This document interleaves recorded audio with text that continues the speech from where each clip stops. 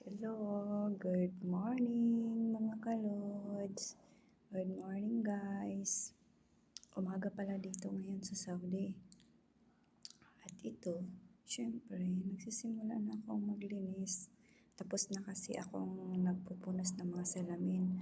Tapos na din ako nagwawalis. Kaya ngayon, minamap ko naman siya. Pero, hindi ko araw-araw ginagawa to. Ginagawa ko lang to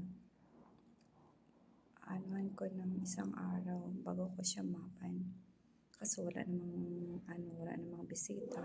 So pag may bisita, talagang nagmamap ako araw-araw.